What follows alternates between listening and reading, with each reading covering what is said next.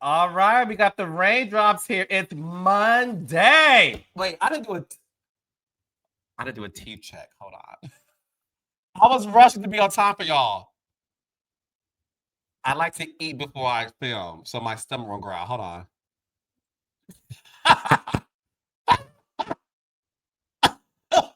Okay, we're good there.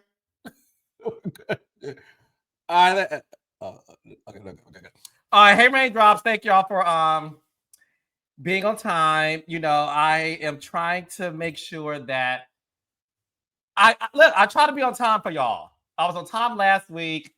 You know, it's something I'm trying to do more of because I appreciate the time you guys spend. I also appreciate the people who are in Norway because I believe it's midnight in Norway. So shout out to the Norway raindrops. And shout out to the raindrops in London because I think it's like around that time there too.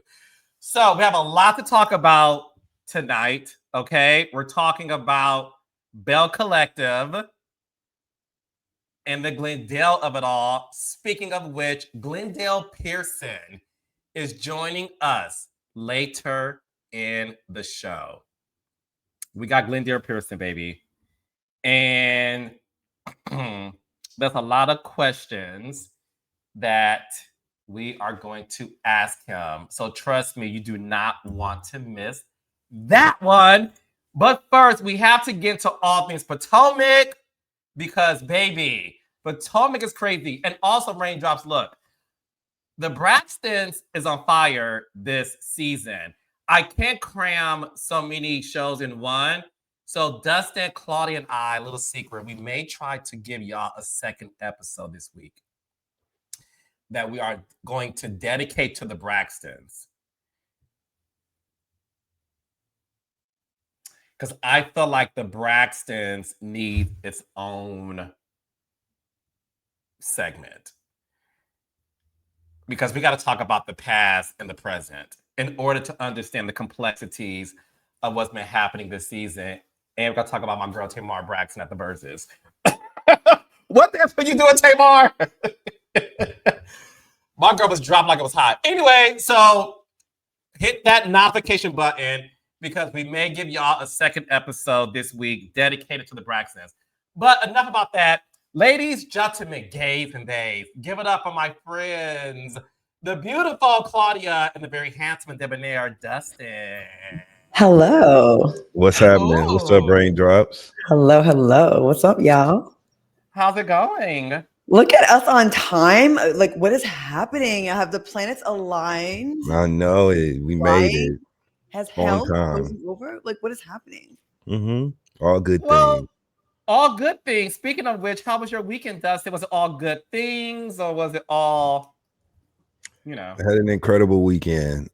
Shout out to New York City. Although I was working, I did get a chance to be a little social. I went to the 10th anniversary party for the designer Brandon Blackwood, incredible designer out of New York City. And they Yes. just celebrated the 10th anniversary of their fashion line house. So that was great. Got a chance to see my friends Sean Ross and my girl Cookie and Ty Hunter, and all the I people. love Much Ty. love to Ty. Yes. Much love to Ty. So it was a good weekend. Just working. I was cooking. I'm in writing mode. So I'm in. Do you know how rappers let their hair and shit grow out? I don't know. I'm gonna do something. Maybe I'll let my beard and mustache grow, but I'm gonna do something while I'm in writing mode for these shows I got coming up. Yeah, that's I it. What love about you that. guys? How are your Love it. weekends? Love it. Claudia. Since I saw you guys last, I think I went to Miami twice. And what else? It's just all a blur. Like I lose track of the day, the time. I'm at the airport like every 2 days. I'm on a flight right after this show back hmm down to Miami to work. Yes. And then I think I gotta be in LA Friday, then come back, then go back. It's a lot. Like I've only been home like 3 days in the past month. When I was in Miami, I went jogging on South Beach. Like I'll go jog on like Ocean Drive when I can. I love jogging and just people Mhm. watching. Yes. And this white girl like stopped me, right? She's a cute like brunette girl, and she's like, Claudia Jordan. I'm like, hi, you know me? She's like, yes, I watch you every day. I go, every day? She's like, yeah, I go, I do the show on Monday with, Reality with the King with Carlos and Destin. No, I said, I do a show with Carlos and Destin. She goes, yes, on Mondays. I watch that too. And she's like, I love it. I love the show. So I didn't get her name, but we did take a picture. And I just want to shout her out if I could find it while we're on the show, because she's from Norway. She was in Miami for a couple months, but she is for sure a raindrop. And I thought that was super cute. Like, I'm like, does it always like kind of, I don't know, kind of stun you when you meet people from across the pond or, over in Europe or Asia or whatever? You're like, damn, they stay up late to watch our show. And I think that's super dope. And that's such a compliment. So it was very, very nice. Yeah. That's pure love. Ain't no tariff on that. That's pure love. Straight out. That's Norwegian love, baby. Ain't no tariff on that. I love that. Yeah. Shout out to the Norwegian raindrops. The Norwegian raindrops. Like, I was like, what? I'm trying to find a name, but that was super cute. I just want to let y'all know, like, just internationally known. You know what I'm saying? Right. Internationally known here. I love it. It's so sweet. My lights are off today, but we'll figure this out. You're but no, still what's shining. funny? Thank you. But what's funny is a lot of the is Norwegians, right, Dustin? Yes, sir. Yep. Okay. A lot of the Norwegians are in the chat, and they always say like, Carlos, you're late. It's 1:00 in the morning here. So I'm happy we're able to experience that, because it means the world to me that you guys get a chance to get that type of love. I think I told the guys this story. I was in London in June, and I have never in my life experienced this level of like love and pandemonium than being in London, and how Monday Night Live is like their show. Like, the Londoners do not play about, and you know me, I don't exaggerate. They were like, where's Claudia? Where's Dustin? Are they here? They were like, oh my God, so are you going to be able to be on time on Monday? Are you going to stay? And I'm like, I'll be back home by Monday. Thank you very much. But it just goes to show you how you never know who's watching you. Yes. And that to me has just been like the beautiful thing about this entire process. So might I suggest when our show gets linear and we're like on, we have not linear show. It should probably be like on a Netflix or something. So all of our worldwide fans, it's video on demand. They can watch it whenever. Yeah. I think that's what's going to be best for us moving forward with this project that we're doing. So just put that in the I love it, and I hope it's a network where we can cuss. It has to be. It has to be. With you two, I think that's a prerequisite. Yeah. How many violations we have, FCC violations we were on like regular like NBC? No, it has to be like Netflix or Amazon Prime or Amazon Prime. Tubi got bread. Listen, Tubi got a lot of money too. Okay. I can't wait to be under them studio lights and have our cues and be talking to each other with our cards and our mugs. Hey, Justin, what's some of the stuff that's going to be on your rider? Like a rider is like a list of demands. What's on your rider? My rider's always like, I don't know. I want to ask for much, but it's really simple. I need Listerine, hand sanitizer. Okay. I need some water. You know what I'm saying? And some Red Bull. That's it. Okay. That's all I need. Real simple. I want my Doritos, coconut water, Doritos. My wonderful brand of pistachios, gum, of course, and toothpicks because you need pistachios. Also, a little bit of vodka because I just feel like I'm just better. I'm coming to your one. Yeah. And a speaker because I like to play music to hype me up before. Like I need to play my ratchet songs like same. Down for my niggas. Like I love that. A little No Limit and Cash Money. Oh yes, Waka Flocka, Grove Street, like all that shit. I used to host it. I know we got to go, but I used to host this show on Revolt called Bet on Black, and one of the judges was so Bun B from UGK, which is one of my favorite rap groups of all time. Rest in peace to Pimp C. He was one of the hosts, and Van Lathan was as well. And our trailers were right next with one of the judges. Excuse me. I was the host. They were judges, and Van Lathan's trailer was right next to mine, and Bun B's was on the other side of mine. And I just being myself, I would come to set every morning, banging like all the shit in my dressing room, music blasting. Like in my trailer, it was just like a spot, and they could hear. I didn't realize they could hear my music. Oh yeah. So when we finally make it to the stage, like every day, they'd be like, "Man, you was playing that shit," and then I have these great conversations about rap music with Bun B, who was a rap music legend. You know what I'm saying? So it was just fun. So I can't wait to have those kind of moments on set with y'all. Absolutely. I'll be playing my gospel music. Yeah. Okay. Okay. Well, he needs Melody. Jesus dealing with us heathens. You know what I mean? He Yes, he definitely needs does. Jesus. You see it in his eyes. He's like, oh, Jesus. I love y'all though. It keeps y'all keep things spicy. So speaking of spicy, we have to get into the latest update because my friends Raindrops, Dustin and Claudia, were trending on TikTok last week, which could always be a good thing. And in this case, it was. It was nothing bad because they have very strong opinions, and I want to get y'all opinion on the shop topic of the evening. So I have my sour sop. Audios look like what the fuck? I need Sour sauce. wings today. And I already drank mine. I went too early. I'll get some more. My bad. It's okay. It's okay. All right. I'll get some more. Well, look, honey, the latest update has to do with Wendy and Eddie. So what's happening now is this. Wendy's attorney wants the case thrown out, pretty much dismissed, because she is alleging that the arrest was illegal and that any evidence they found should be thrown out in court because of this. That's all the information we have as of now. Eddie has hired an attorney that was a part of the Bill Clinton and Monica Lewinsky trial. His attorney represented Linda Tripp. Now, as you, some of you raindrops may not, be old enough, but Linda Tripp was considered a whistleblower because that was allegedly Monica Lewinsky's friend, and she tape recorded the intimate details that Monica Lewinsky gave her. So that lawyer who represented Linda Tripp is representing Eddie, and he also has jurisdiction in state and federal. As of now, the case is state, not federal. Federal is a much bigger deal, but he has jurisdiction to do both. So they're both wanting the case to be thrown out because they're saying that the arrest was illegal based on the circumstances that we will know later. Based on that, Dustin, what are your thoughts on this new development? Well, like anyone who we would assume has some sense, right? If the allegations are true, maybe that's up for debate as well, right? But if Eddie has the sense that we assume that he has, of course, he would seek legal counsel that would be fit and ready to handle a case of this magnitude that has already fought a huge case like that.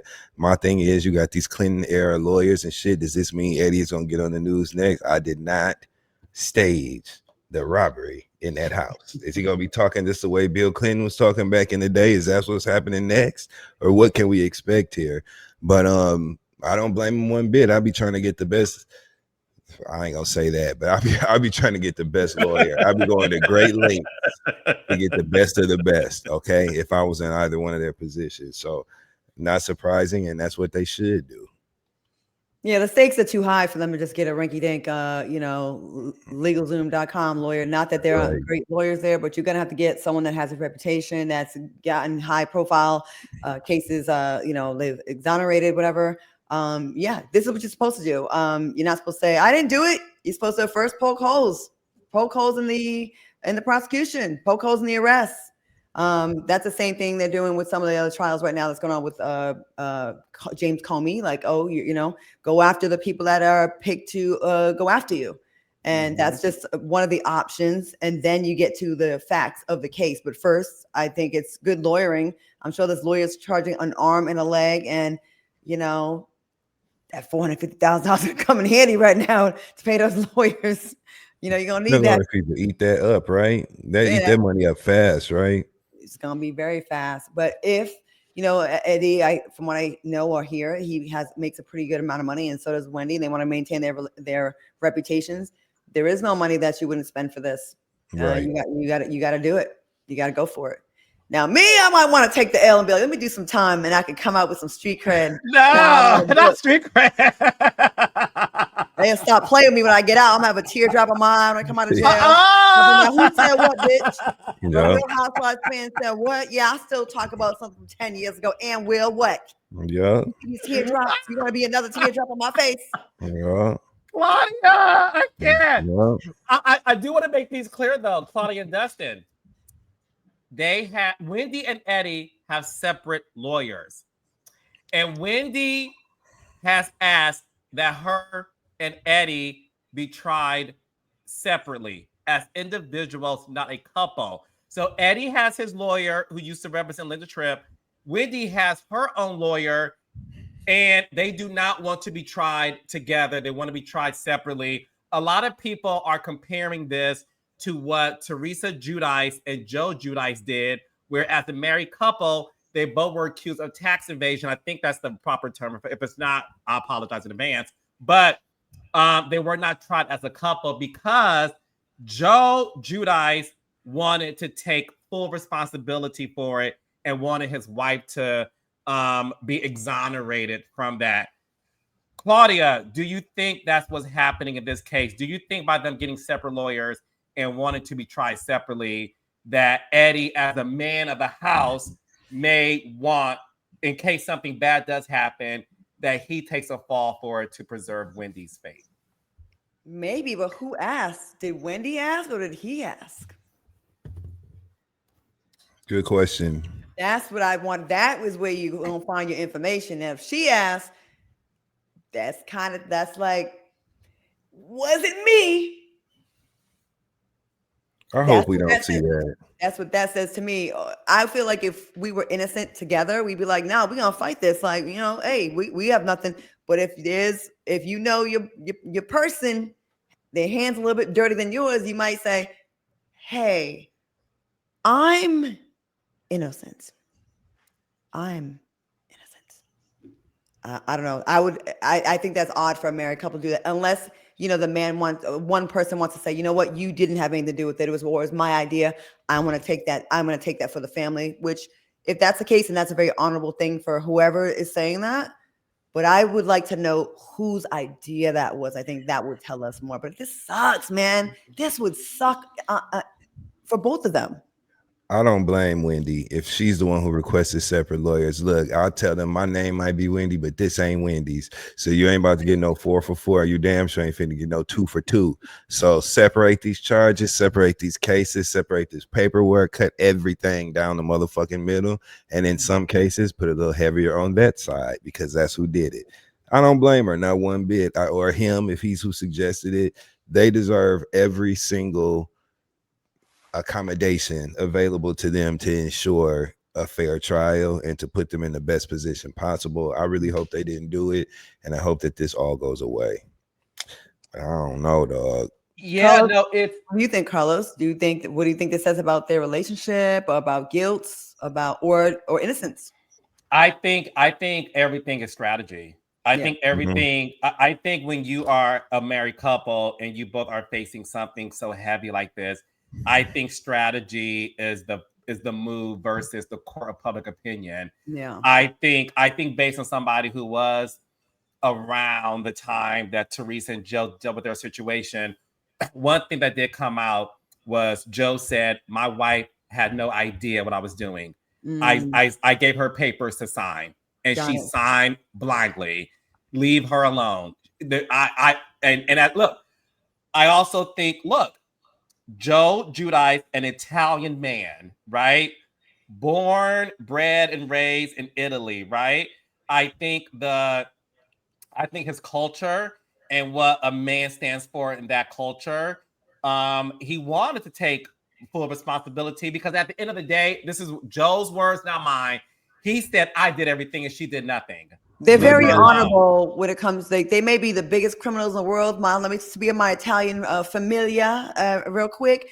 They may kill people sitting outside of a cigar shop in broad daylight, but damn it, they are honorable when it comes to their family. Yes, I killed that family of 5, but my wife is innocent.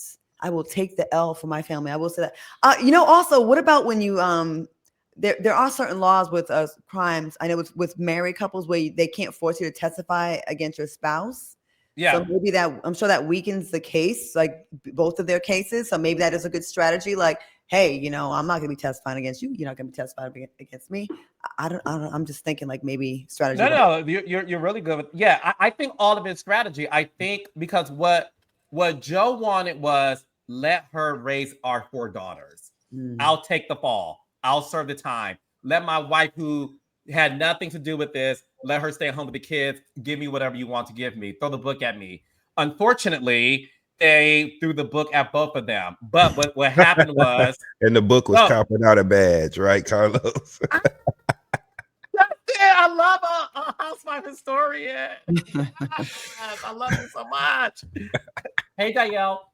So I do think because of that, one thing the court did do, Claudia, Teresa served first. So Teresa served her year sentence first, Claudia, so that Joe was able to be home with the kids. And when Teresa got out, then Joe had to serve his time. And then, Claudia, he was deported. So I said all of that to say, I think all of his strategy. I think Eddie, being a Nigerian man, I think he would want to protect his wife by any means necessary in the event that there is a guilty verdict. I think, in my opinion, Eddie, as a man, may want to protect his wife. These honorable men taking prison sentences for their women. That seems to be a recurring theme in Housewives franchises. It does seem like the men take the L's and they're the ones that, you know, get tagged for. That's good. That's what's up. I like that. That's pretty. Joe Judice, so you can put me away, you can send me away, but you just gotta let Teresa. You just gotta let Tree, and don't he call her Tree? Tree, you Tree. Let Tree do it. My wife, the fucking bitch. Remember when he was outside? Yes. On that phone. Yeah. I love that Dustin knows all of this intel. It makes me so happy. Those were the good days in New Jersey. I don't know like all the fact, like he like. Yeah, like almost like a photographic memory, photogenic memory when it comes to photographic memory. My bad. I can't even remember the goddamn word. Damn. You have a lot going on, Claudia. I don't even know what date is. Like, I guess it's Monday because I'm here with y'all, but honestly, time and dates. God is good. I've been on the phone being a therapist with my friends today, just doing a whole bunch of stuff. And I did my 5 miles. So yeah. You look cute in the Love and Hip Hop Miami trailer. Oh, you saw that? Yes, I can't wait to watch it. So, Raindrops, support Claudia Jordan as she is making guest appearances a lot. Apparently, I'm not a cast member, just guest appearances. But they keep bringing me deeper and deeper. But I'm just like, I'm there to support my girl Rada. She going through it. And we see what you tell her. I mean, like he's got somebody else pregnant. That's what you told her. He's like, what? Yes, Claudia. That's his impromptu. Listen, everyone's gonna be like, Claudia's messy. Why in their business? Look, at this point, I'm gonna just I embrace it. If telling your friend stuff you got in your DMs about something that's major and affects their lives is messy, then color me a mess. I'll take that. I'm a girl's girl. I will always look out for my friends. Not just a girl's girl. I'm a friend's friend. You are. You're a good friend. I will lie for my friends, even if it makes me look bad in the court of public opinions. I can give a fuck what these strangers think. I care what my friends think, and that's that. That's right. I do want to end it by asking y'all this question. So to wrap up Eddie and Wendy's updates, 4 days ago, Eddie promoted that he's having a Happy Eddie pop-up on October 30th in Silver Spring, Maryland, where he will be giving away all types of goodies. He is encouraging people to pick up your favorite Happy Eddie, Zen Win, velvet slippers. I was about to say strippers, Lord Jesus. I got my glasses on. Not velvet strippers, Lord. Zen Win, velvet slippers, Nutty Professor, Oreos, apple fritter, Nigerian silver, and Mischief. Claudia's gonna have a field day with this one. Just in time for the weekend. So look, it looks like Eddie is continuing his business. Happy Eddie. He's having a pop-up shop. Raindrops, if you guys are going to go there October 30th, report back to us, please. But what do y'all think about that, Dustin? I mean, Dustin, have you ever tried Happy Eddie products? No, and I want to, so they can actually run me a box. Now, here's my thing. That's exactly what he needs to be doing. Number one, he's stressed out, so he needs to smoke some weed right now, right? Number two, he's stressed out financially. He needs to sell some weed right now. Okay, he needs to do that as well. And number three, he's being accused of like a theft-related offense. He needs to give something away. So he needs to give some of that weed away to other people so they can calm down a little bit. I think this is great. This is exactly what Eddie needs to be doing. Yeah, it seems like when you have like drama like this, you just got to keep busy with other things. I always tell my friends when a man is going through some things like they're dealing with, you look at their Instagram page, it's always like they're talking about their kids all of a sudden all the time. I just think That's right. it's so true. It's so true. A man, he get caught cheating or he in a scandal, they be like, "Oh, I just do it all for my kids." All of a sudden, they're at every game. Every game. Oh, when a man is unemployed, oh my God, their entire page is about their kid all of a sudden. And I'm like, am I lying? Telltale sign every time. You're right. They be like, kid be on their shoulder and they doing a lot. This is who I do it all for. Oh, true. So I'm not saying he's enough, but I'm saying he should keep busy with things like keep moving. Because if not, the perception, and perception is everything in reality television, is you're home moping, you must be guilty. But if you keeping it moving, you're keeping it busy, it looks like you're unbothered, and it's a good move, like a PR move. It definitely is. Like, why should it stop anything? I'm not guilty. Why would I not do my events? I've been doing this. This was on the schedule. Like, why would I not do it? I'm gonna do a whole bunch of events now. And here go my kids. Here go my kids' game. And look, I think it's all. And again, to me, it's strategy. It's what Claudia said. It's showing that look, we are innocent until proven guilty. Wendy is promoting Potomac every Sunday now. She promoted it last night. Eddie's promoting his products. I think Claudia is accurate in the sense of we are going to keep moving as the innocent people we are until we're found guilty or not. So I do think that's what you should be doing. Go ahead, Dustin. They literally just broke into the cannabis industry, about 2 years ago? Well, don't say break in, Dustin. I think it's too soon to say break in. Yeah. Wrong choice of words, friend. Yeah, they just broke into that industry, you know what I'm saying? Like 2 years ago. So it's still fresh. I think that it makes sense for them to continue pressing forward with that, breaking down barriers and shit in that industry. You know what I'm saying? I think that's great. You got to be careful too. Like in that industry, I invested in something like that a long time ago. And like it's like they used to be very strict and particular with like your record. Have such a clean record as far as like the law. So that's something I definitely see them wanting to fight for their innocence. So yeah. No, so listen, once again, you're innocent until proven guilty, and we will update you guys as we hear more. But now let's get to episode 4 of the Real Housewives of Potomac. So Dustin and Claudia, they picked up at the Derby, and look. Yo, they are so catty. I was like, Claudia, go. I'm like, y'all are at the Derby. You're at Preakness, and the first lady of Maryland, who will be the first lady of America eventually when her husband Westmore wins and becomes president. They are future first lady and president, 1000%. It's totally being like planned, like it's gonna happen. Okay, so like. Yo, you're in front of the high class event, and it was so much pettiness and cattiness, and I was like, damn, they are really being a mess. And this is also what's giving us good TV, because they was all like reading each other down and making little comments, and some of the stuff was petty, but I'm like, y'all doing this right here at Preakness? Like Preakness, everyone's fighting, like they're really like. No one is even taking into consideration their surroundings. They ain't giving a damn. They're just like, and whatever. Oh yeah, they got a first lady, but dating each other every chance they get. Gizelle stirring the pot. I mean, like with the big spoons that Dustin said last week, them big wooden spoons. He said like our grandma used to have in the house. But it was. I was like,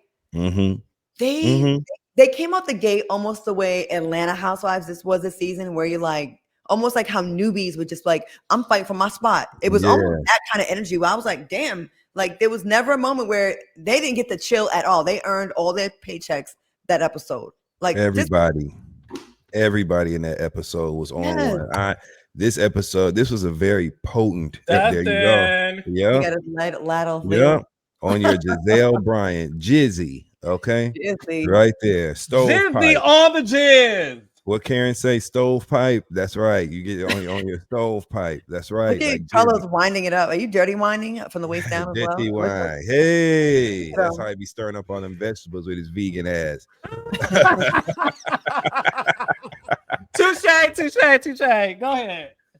Yeah. But yeah, this was a very potent episode. There was shit going on everywhere you turn. Every 5 minutes, it was another explosive conversation. You know what I mean? These was the most passive aggressive, side swiping ass women I've ever seen in my life in this episode. And it was fascinating to watch. I enjoyed it. And Wendy sure wanted people to know she had them little binoculars, didn't she? She walked off that bus or van, whatever the fuck they was on. She walked off of there. As soon as she walked off, hello, and she put him in there. Then when she walked in, was greeted by the staff.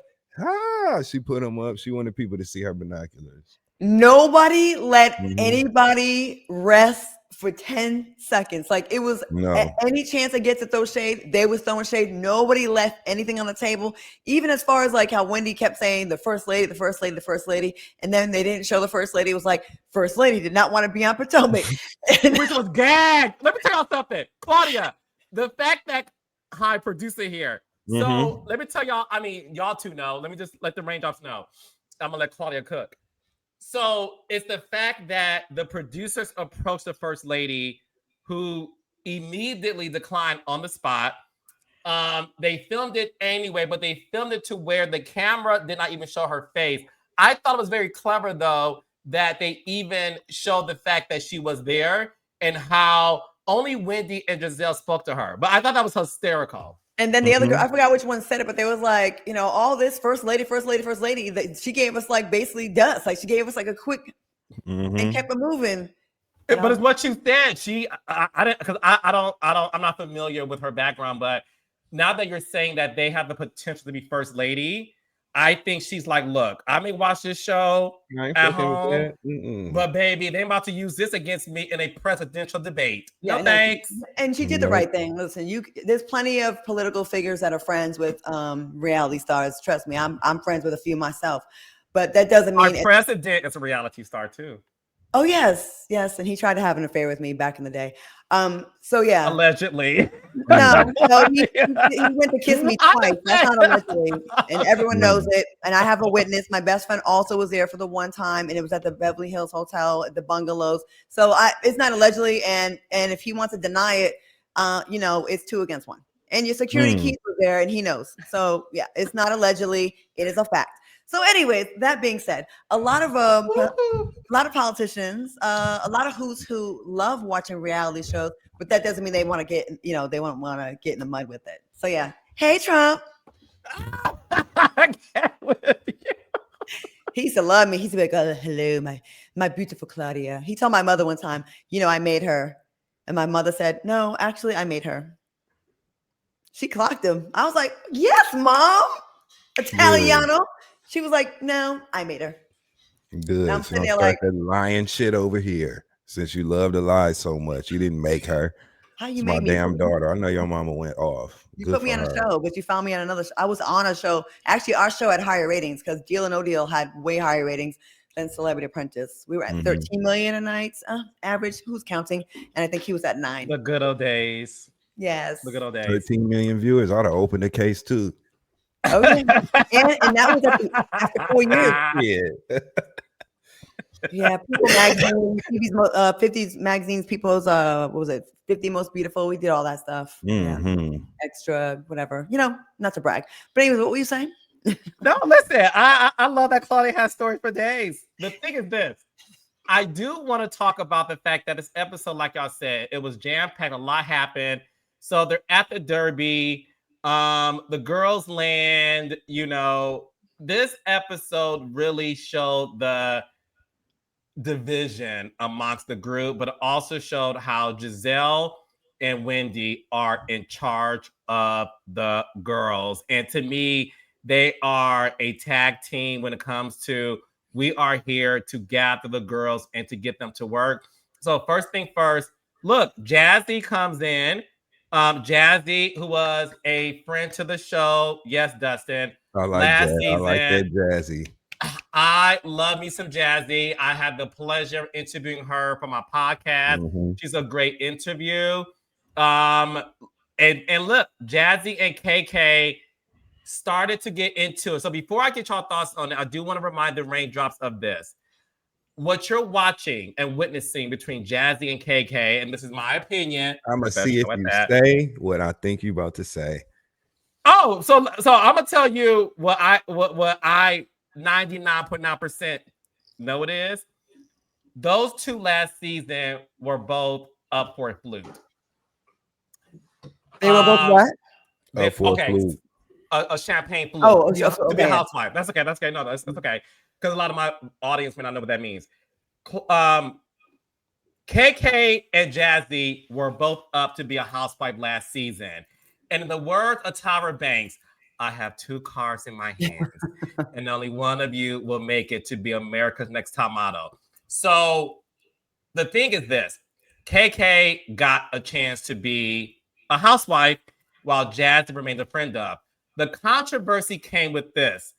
A lot of the audience felt that Jazzy deserved to be a housewife over KK. One of the reasons why we're all seeing KK coming strong this season, and we'll get into that, is because I believe she's trying to Prove herself. prove herself. Thank you. Mhm. Jazzy and KK's argument is strictly over the fact that we both started. You may have gotten the housewife position, but I'm here to reclaim my throne, and that's what you're seeing because they are coming for blood, and Wendy is in the middle watching it, and I look, I find it to be fascinating. Why they do Jazzy like that though? And put her in coach and let everybody else be in first class. I don't know, but I love how she handled it. Like, baby, the champagne tastes just the same back there. I'm fine. I And was she like, came off. As a producer, I think this. I think Jazzy was a last minute Mm-hmm. addition to the Mhm. trip. I Mm-hmm. think the flights were booked in advance. I think all the first class flights were sold out. And I think they told Jazzy, if you want to come, I'm sorry, we only have coach. And like Dustin said, I think Jazzy said, baby, I fly first class in real life. I ain't got a stunt for this show. I want to be there. And that's why, in my opinion, Jazzy is going to go far. Jazzy, the thing with Jazzy is this: Jazzy did not come across too strong to me. Mm-mm. Jazzy came in, made her presence known, and you felt it. And I love me some KK. KK was bothered by Jazzy the moment she walked in, and the moment they started to get into it, she said, "Well, let's talk about what you said about Wendy." I was like, "Oh, these girls are coming for blood." it seems like they're setting Jazzy up to be a housewife. By the way, like, okay, the coach thing, then they put 10 on 20, making her get up the plane last. Like, I feel like that's the setup for the redemption later on. And then she came in, like, she did make her presence known. I think she's going to be someone, like, by the end of the season, people are going to be begging for her to be a housewife. I I'm love making hearing her that's my speak. prediction. I love her speaking voice. I think she's really pretty. I think she's really articulate. I think she handles herself and regulates her emotions well. I think that she's not like a crash out. I think that she's very measured and poised. I like how when she was in the middle of her verbal spat with who was she talking to? Angel. When Gizelle had told the group that Angel and Kiana did not want Jazzy to come on the trip, and she looked at her. What did she ask her? She was like, "Is there a particular reason? What was the energy that you gave off that you didn't? Were you trying to avoid, or the way she asked her about it?" I was like, "Oh, see, she knows what she's doing." Mm-hmm. And Jazzy lives that life in real life. Her and her man travel the world. They had a beautiful wedding. Angel made some comments kind of suggesting that Jazzy's now husband and at the time fiance was a less valuable member of his NFL team. A bench warmer. Yeah, bench warmer. Kind of like yeah.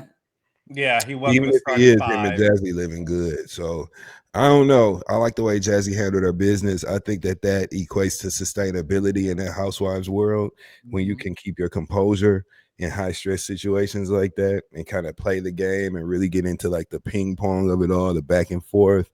I like that. And to me, that adds value to her. So I think you may be onto something. Hopefully we do see more of her because I really thought she was interesting. And I still like Kiana too. I know a lot of people have kind of Yes. abandoned ship, but I think Kiana looks I think she's gorgeous. I love looking at her and her Mhm. confessionals. I think she has good Very taste. pretty.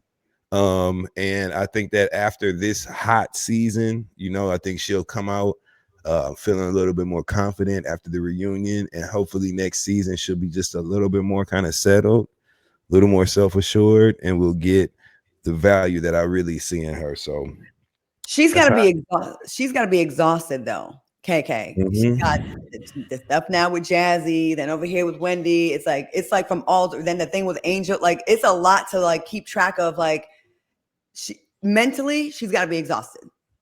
You know, Yeah. No, I think yeah. Oh, go even ahead, if you go Claudia. to a room, like you go do a scene and you're like, okay, I got one person there that I know don't fool with me. That I got incoming fire from one person up here I have to worry about. Other than that, I'm good. But then when you're like over here, over here, over here, that's very mentally exhausting, and it does make you make a mistake. It Yeah. does make you be off your game. Yeah. Yeah. I think KK has something to prove. I think KK was face to face with a woman where they both were fighting for the champagne flute to be a housewife. I think KK, as anybody would, let's have a real conversation. The moment KK saw Jazzy, I'm sure she was like, so am I not doing a good job? Am Right. I Mm. do right? Like, Yeah. are y'all bringing her on the show to replace me? Are y'all not satisfied with what I'm doing? I think it's what you said too, Claudia. I think the sheer presence of Jazzy was a mental fuck to KK. I think KK is coming across too strong for the viewers, but I agree with Dustin. I love KK. I think KK is great for the show. I met her in person. I told you guys at the airport. That woman without makeup is even more stunning. Mm-hmm. And she She's has definitely beautiful. she's a Very. beautiful woman. And two things can be true. I also love Jazzy, and I want Jazzy to be a housewife. I want Jazzy and KK to be sort of like the new crop of Potomac ladies that can, be the future of the show by possibly teaming up and like, what I wanted, what I honestly wanted, although she's an OG, I always in my mind wanted Ashley and Candace to be the Bopsy twins and just like these two passion girls who are like 5'2" running the show. I just thought that visually that'd be cute, Let but me let me ask you this, Carlos. If you want to make her like make space for Jazz to be a housewife, who do you think is the weakest that would maybe Yeah. be on the chopping block? that's a good question. I will say this, and let's get right into it. Let's get right into it. Um, um, Angel. well, before I go, Dustin is so crazy. Before I go into that, I want to say this. The audience has given me a very hard time on Gizelle, and I get it. I don't give a shit. This is Gizelle's show. Yeah. It's proof in the pudding. It's her show. You're not getting rid of Gizelle because you won't. Without Gizelle, nothing's happening, and that was evident this whole season. We're only 4 episodes in. Wendy is great to watch, and she brings value again to what she did. That I was like, Wendy clocked it. Ashley, who honestly, I've always had this 50-50 with Ashley. I'm enjoying Ashley this season. Having a good season. I think so far, Angel is the one that I'm sort of like, okay, Angel, when are you going to pop? Tia is popping. Already. I am here for Tia and Stacey, baby. Snap, crackle, and pop. Rice Krispie treats. Stacey is the one. But I want to get to Angel because Angel seems uncomfortable in her own skin. Because of the clock it, picture. Claudia. She just seemed. I don't know who that was. Two-Face. She two-faced. Sir. In the words of just not Two-Face.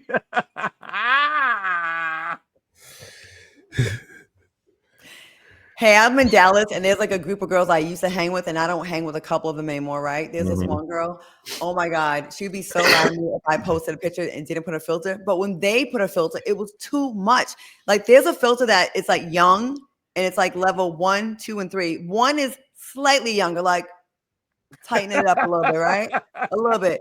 2 is like right, and 3, you're like a 14-year-old. And this Nene. girl would be so mad at me if I posted, and she would put like, Well, I'm what's the like, lady you're from Mob catfishing. Wives that be editing the hell out of her pictures? What's the Renee lady from? Grazino. Yeah, Renee Renee. Grazino. I like her energy too, but she be Yes. editing the hell out of them pictures. Man, when I say there's a filter that puts a 14-year-old's face on your body, and then I have to explain shit when motherfuckers meet you in person, and they be like, "Where's the homegirl with the blonde hair?" I'm like, she's right there. They're like, "I know you fucking lying." I'm like, "No, that's her right there." I'm like, "No, you're not." It's a whole like bone structure changes.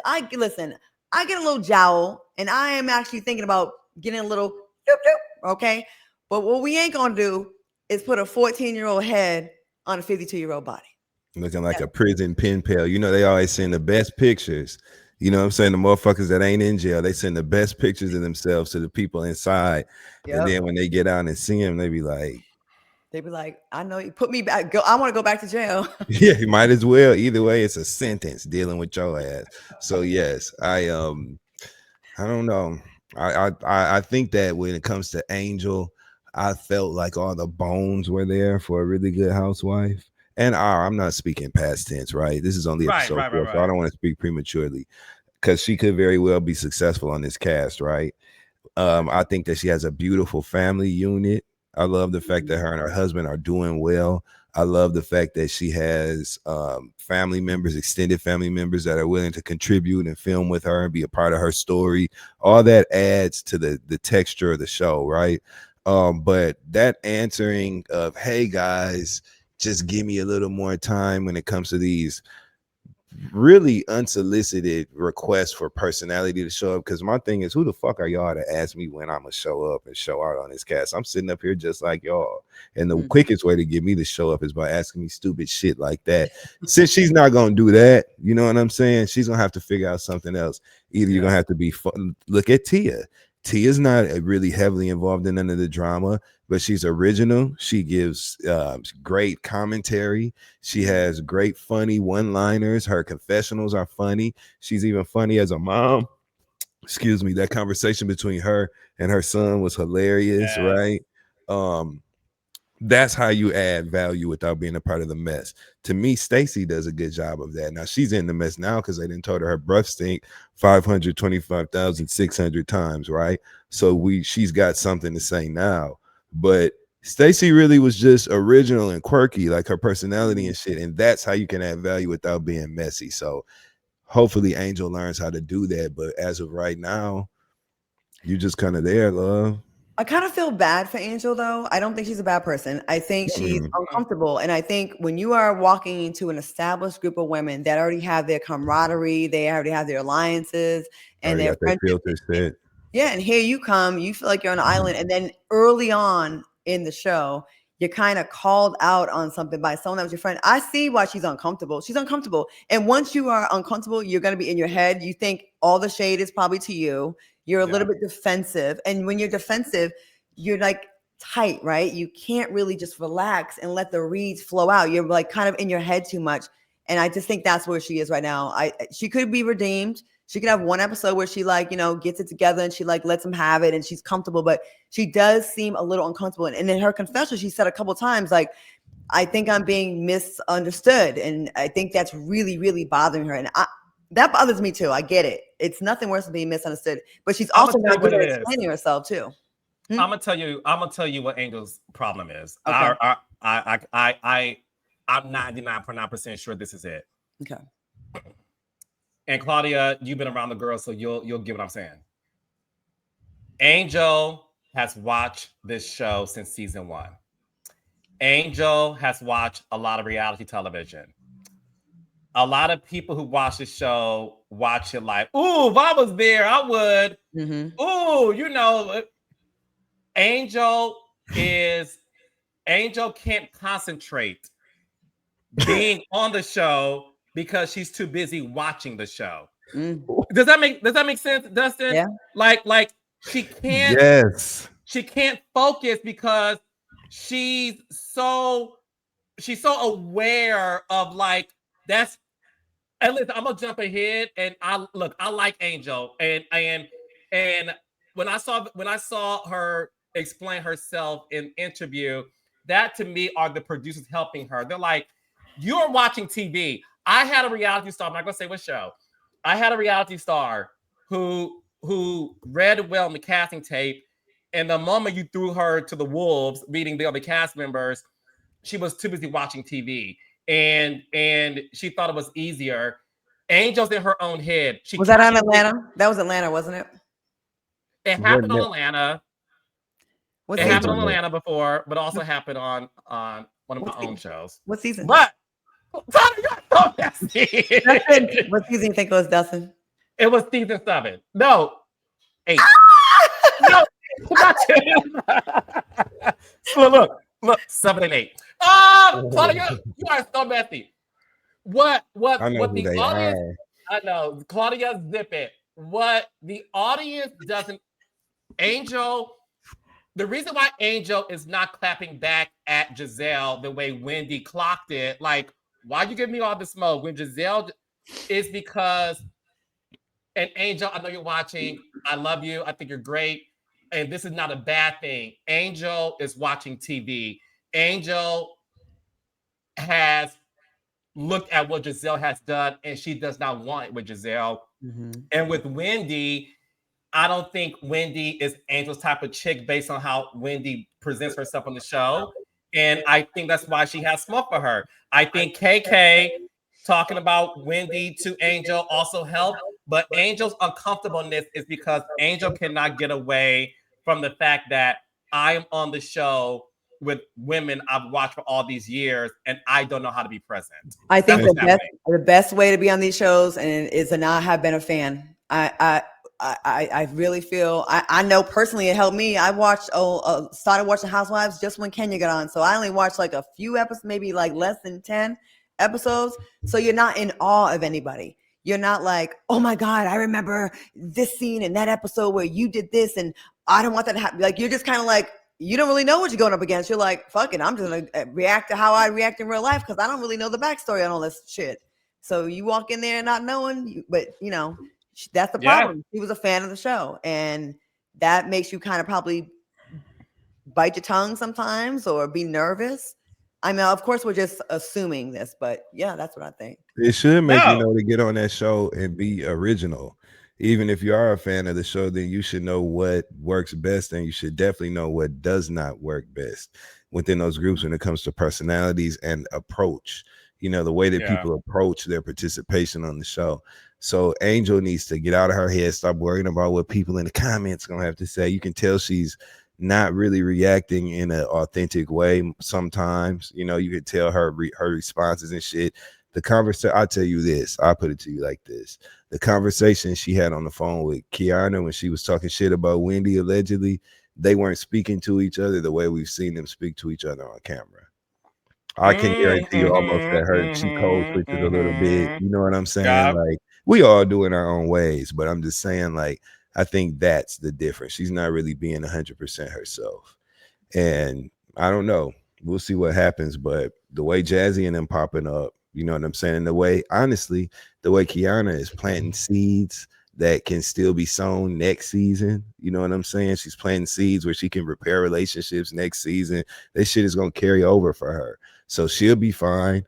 T is going to be around because she's interesting and fresh. Karen is coming home. Yeah.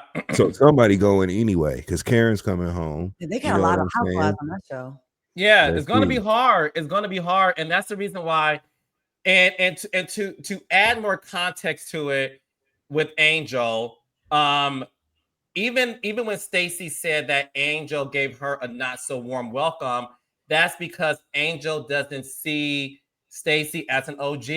Let me tell y'all something. This is my opinion, whatever. Angel only wants the respect of Gizelle and Ashley. That's it. She doesn't look at Wendy that way. It's the reason why Stacey was like, you gave me not so warm welcome. She's like, oh girl, that's just me. What like, no, she wants Gizelle's approval. Love Gizelle or hate her, 99.9% of these new housewives join the show wanting the approval of Gizelle Kobe Bryant. It is what it is. They all do it, and she knows it. It's the reason why when you look at this episode, I have never in my life, as a fan of Potomac, seen Gizelle be so messy and stir the pot, and not one person clocked her. Not one. Nobody clocked her. No, she was running circles. I was like, oh shit. Unscathed. Right? Yeah. No one said nothing. They tried a little bit with you know, who's The your boyfriend. man type thing, but Yeah. and what happened? Nothing. Nothing. She sat there and took it and was like, keep, and they all said, okay. I do want to ask y'all this. A lot of people in the comments based on this episode have alleged that Wendy, now that her and Gizelle are cool, that Wendy is different because she now is joining Gizelle in stirring the pot and being messy because she got what she wanted, which is being Gizelle's friend. Dustin, is that something you would agree with what the fans are saying? No. But what I will agree with them on is that there's a condescending element sometimes that appears with Wendy when she's talking to housewives that we could reasonably assume she deems insubordinate of her, right? Like if she's talking, she has different approaches to conversations with Gizelle than she does with Kiana. Okay, she has different approaches to disagreements with Gizelle than she does with Kiana. She had different approaches to her disagreements with Robin than she did with like Mia. You know what I'm saying? There's a difference in the way that Wendy will react depending, and people are like that. She's not alone in that personality trait. I see that a lot in people when they feel like you're just that or whatever. Or like Wendy Williams has said, Nene was an over there person. You know what I'm saying? When people feel like they can dismiss you and file you away in a lesser than category, their way is different that they speak to you. And that's what we saw with Wendy. So I think people can interpret her ability to be condescending at times as that, as her wanting to, you know, position herself with that. But I think it's just her being haughty sometimes. That's what I think. Yeah, I agree with that. See, I don't have a lot to compare to because I'm new to Potomac. Mm-hmm. But like I can give it to you how I feel through like new eyes. It's not appealing to me. It's like damn, it's giving Mean Girl a lot, you know, like I know there's I guess there's a hierarchy here, right? So, but I don't think you should just be polite to the people you think are worthy of respect. You know, it kind of comes off kind of mean, and then you have this big, huge case now, and then people can kind of do that back to you. So, but if you don't care about likability with new people, if you don't care, then whatever. You know, I don't think Wendy's gonna lose any sleep over my opinion or anyone else's. But it does like she was really in the mess this episode as well, like a lot, and I don't think it helps. Like, I think she's too established and too accomplished and has her mark already made with this friend. Like, she don't need to do all of that. And of course, we want to get some fire from the OGs. We want that. But when it's like, damn, it's like you're kind of in all of it. Like, it's a lot of little fires you're in. And I kind of was a little exhausted from this episode, keeping up. Wait, okay, now you're mad at this. Wait, now it was a lot to keep track of, and that's why I took me so long to. I was like rewinding it, like, wait, why? Why are you mad at this one? You're mad over here. Like to me, it's like the cartoons where you see someone balancing all the little spinning plates, and you need like 4 more hands. I feel like that's what Wendy's like, and I feel like that's what it's like with Gizelle and Kiki. KK. KK. Oh, KK. I'm sorry, KK. I'm like, just too many. Like when you have it with everyone, eventually it's gonna wear the audience out.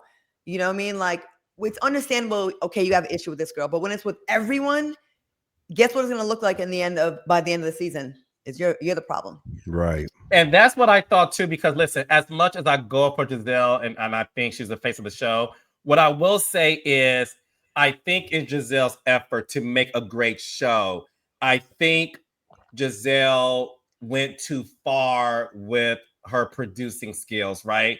Um, when Stacey came to the house and there was no card for her. The card had no words to it.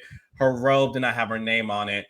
Those are things that I'm like, look, while I appreciate Gizelle working and stirring the pot, it's those small moments that I do worry when it comes to Gizelle. Like, hey, these are the small things that is going to remove people appreciating your efforts into making a great show, because that to me was so petty that it made her unlikable in that case, because the constant barrage on Stacey is getting old, and I don't like it. And I want them to pause, because I don't want the B word that ends with the G be attached to the show again, because I don't think that's what it is. I think they're trying to make a great show, but the problem is there's only one force multiplier. You can't have Atlanta Housewives with 4 Kenyas. The reason why Atlanta Housewives worked is because, like Claudia said, it wasn't one person juggling multiple balls. The beauty of the heyday of Atlanta was the fact that every girl played their role. And they did it in a way where they all played hot potato. Like, oh, bitch, it's your turn. All right, I got it now. And what I'm watching this season is Gizelle's the only one working. Ashley did her job at the beginning of the season, but this trip, the sole reliance was on Gizelle. So, Claudia, with that being said, what are your thoughts on Gizelle not having, Stacey's name on the robe, not having a letter for her, and her excuse is, "Well, I don't know you. I don't know you like that." Gizelle, you're better than that.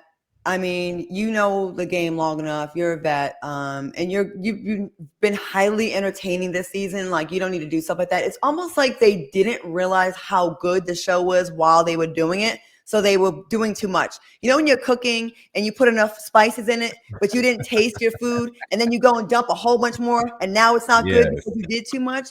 That's like the best analogy, right? Like, that's the best analogy I can give. Like, did y'all not realize while y'all were in it that the show is dope? Like, it's the best one of all the franchises, I think, right? And like, you don't have to do all of that. Like, you were just fine in the pocket without doing that. And in these shows, listen, I'm breaking the fourth wall here. Sometimes with production, you got to like do something nice for someone that you may not really rock with. I remember in Philippines, I had to give Phaedra the big room. In real life, I didn't want to, but I did, right? I gave her the big room, right? Like, to go out of your way to like leave someone's name off, you really had to go out of your way. And that's like, if you want to fight the mean girl allegations, or maybe you don't care. I just think that Gizelle had it already popping with so many plates already that she didn't need to do that. It was an unforced error. Is it the end of the world? No, we'll get over it. But I just was like, oh, that wasn't, you didn't. At this point, we need to see more bad stuff from Stacey to justify this. If not, it seems like you're still making a big deal of some shit that happened a long time ago. Like, if Stacey continued to do fucked up shit and we're like, oh, she did that, oh, I can see why you tit for tat at that. But I don't know what she did recently that would still warrant this. I agree. It's overkill at this point. It's overkill, yeah. And I also thought it was nasty the way that Gizelle said what she said to Stacey at the dinner table when they were in Nevis. Nevis? Is it Nevis or Nevis? Nevis, right? Nevis. Yeah. I never heard of of it. Wherever it was. Look, Dustin, but I'm the wrong one to ask. Right.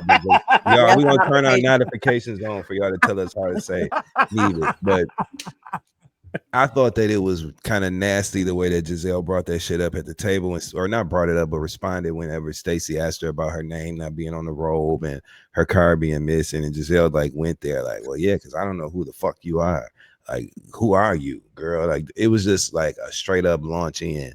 And I was just like, wow, okay, this is why they call her mean. You know what I'm saying? So, but this is the Housewives, and that's the sport of it all, is watching them have these kind of conversations where people assume positions of whatever, dominance or whatever in the conversation. Just like how, yeah, Ashley was having a great season at the beginning. To me, this episode, she got back on her wagon of having a great season, because the way she made that play at the very end of the episode regarding Stacey and Chris Samuels, Ashley was looking at Gizelle talking to Stacy about that boyfriend shit, and they cut right to that confessional. And Ashley was like in that pink fur or whatever it was. She was By like, the way, Dustin, her confessional, Ashley is killing the confessional look this that season.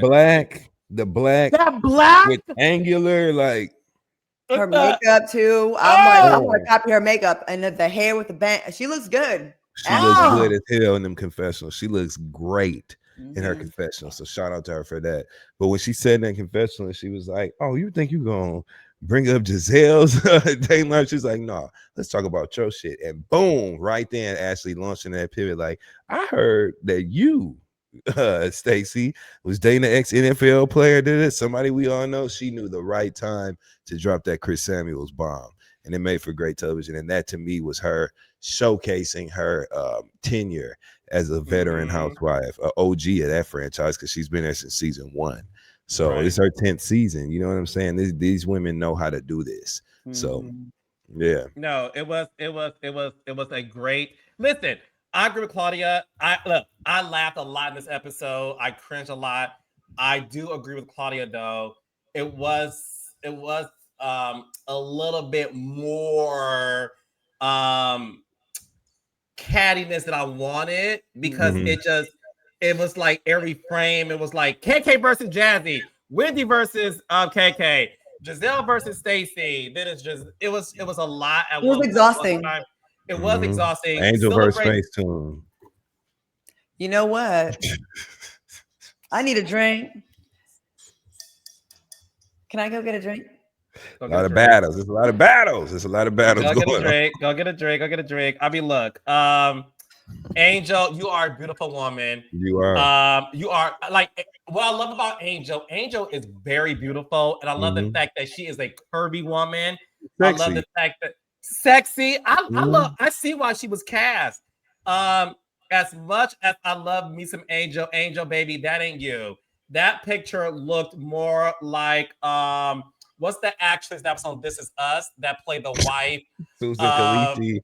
Yes, that played the wife of Sterling K. Brown. That's listen, y'all. These filters are out of control. They will tighten up your jawline. I get it though, because I had a consultation. Listen, I had a consultation for a mid-level facelift to kind of get the little neck together, right? And it was, they told me 93,000. Then they were like, okay, 79, and then they got down. For what? Well, they would like, those get the neck together. So tighten that up, which her Photoshop tightened all that up like this. And then, maybe you get the little, the flabby skin on the eyelids. But I get it. Nobody wants to go on a knife and do all that. But when you're about to go on a reality show, listen, more eyeballs going to be on you. Listen, I be fighting myself. Like, Claudia, don't hit that next level on the young thing, because you're going to get clowned. Like, I be wanting to make myself look 14 again too. But you got to resist. Just do a little bit. Let me give you really use the Lenza app. Lenza has a couple filters that are natural. They'll brighten you up and they'll tighten up a little bit. But when you start having a super angular face and you got a round face or a square jaw like I do, they gonna know, they'll make fun of you. Why you look like Eva in them pictures, Angel? She looked like Eva Marcel in them pictures. Not the photo with the spider. Why you look like Eva? You know what I'm saying? And you don't look like Eva. So I get it. But again, this is the funny, lighthearted housewife shit that we want to enjoy. I'd rather deal with this than other dark, darker subject matters. I like it here. You know what I'm saying? And she knows she edited them. But let's be clear. That picture, it was not edited. No. And let's be fair. She is by far not the only one that does it. There's other cartoon faces on the show as well. Anyways, all these anime figures. I know. I think. Listen, every one of us is guilty of using a filter, but we gotta stop using the one to, like Claudia said, to where you look like you're in puberty. So that would be, my only note when it comes to that. Dustin, Dr. Eva Marcel. I need to pull up that picture. That's exactly. No, Dustin, do it again. Where's the picture? That picture is everything. That's how she look. Why you look like that? You don't look like that. Why, Angel? Top model. Was it with the spider? Yo. With the tarantula, right? Yo, yo. Ooh, not me. Oh, Justin. But no, do it again, Why Dustin. Angel look? Dustin, do it. Why Angel look like that? Yeah. Why Angel look like that? That's what I want I'm to know, sick of man. you. Oh God, you guys are gonna trend more on TikTok. Anyways, raindrops. That was Potomac. Good episode. Great Now episode. let's get into Belle Collective really fast before I bring on the guest of the night, Mr. Glendale Pearson. Look, Belle Collective episode 4. What we saw in this episode is Amanda confronting Glenn on being in her DMs, the conversations about whether or not they danced or am I lying? Am I lying, Glenn? You know, all of that occurred. Dustin, the Belle Collective historian, what are your thoughts on these allegations against Glendale from Amanda, and whether or not you agree with Lateshia that she was set up by her friend Latrice? So I thought that they were once we found out. Let's take it back to last week. Going into this episode, which I love the episode title this week, by the way. But What going was into it? was it Paradise or Trouble in what was it? Trouble in Paradise or something? I can't I'll remember. find Someone out. Trouble in Paradise, but um.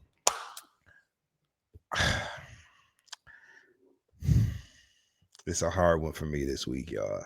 It's hard because it's no secret that I love watching Latrice Rogers on Belle Collective. Have loved her since season 1, episode 1 of this series.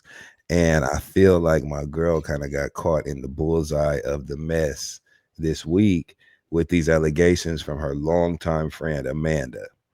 I also think that once the allegations were revealed, right, exactly what they were accusing Glenn of, it was kind of, okay, now what? It was a bunch of old shit based on the energy that we had gotten from Amanda the past 2 weeks, which that's who we need to talk to. We need to have Amanda come say her side on here on one of these Mondays. We should talk to Amanda. But after she showed the messages to Lateshia, it was some old shit per what Lateshia said. Now, I don't assume Lateshia wouldn't be honest about that. I assume she's telling the truth that she was privy to these messages before, and it's some old shit. You know what I'm saying? So now what? I'm like, what was your intention? And if this is a bunch of old shit that everybody already knew about, if all y'all did was dance, you know what I'm saying, down the taste, which to me, that sounds like they were flirting, dancing, flirting with each other at taste, you know what I'm saying? Exchange some flirty DMs and shit. That was it. But if that's the case, Glenn know he ain't have no business doing that. It's that simple. And not only does Glenn know he didn't have no business doing that, Amanda does too. And I do think that Latrice put herself in a bad position by not reaching out to Lateshia first and allowing the information to come to the forefront the way that it did. I think that made Latrice look bad, and it also took any progress that her and Lateshia had made as far as like strengthening their relationship or building an actual bond with each other.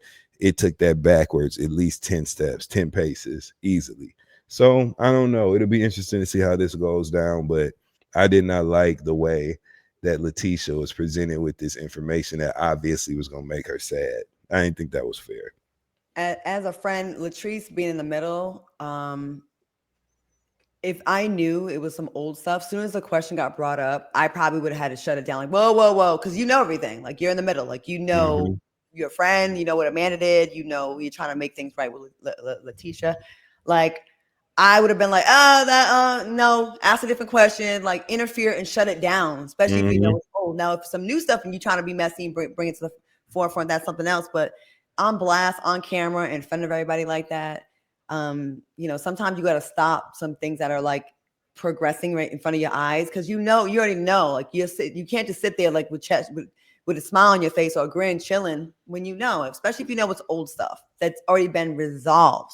That's now that we know that, to me, that made it worse. She outside yelling like Shekinah outside by that pool. Yeah, I'm lying. Y'all out there screaming and hollering like the old girl Shekinah. We need to talk to her. Well, I do want to ask y'all this. So what we also saw in the episode is Glenn and Lateshia have their conversation. This was after Marie and Carrie went to console Lateshia, and Lateshia felt like everybody embarrassed her. She felt her husband embarrassed her, and she felt that Latrice embarrassed her for having knowledge of what was going on and not telling her beforehand. With that being said, Glenn and Lateshia did speak. Lateshia did say, like at the top of the season, I did my dirt, Glenn did his dirt, and we have focused on recommitting to each other. He said we danced. Like you two intimated as well. The messages were 2 years prior to filming of the show. It appears that Lateshia is really trying to figure out what to do next. Claudia, you being a woman, what do you think Lateshia should do with this information? She told us a few weeks ago Glenn is healthy. When we asked about the state of their marriage, we get to ask what that means when he hops in. But what do you think Lateshia should do? Should she, figure this out with Glenn? Is this something that it happened 2 years ago? Does that make a difference?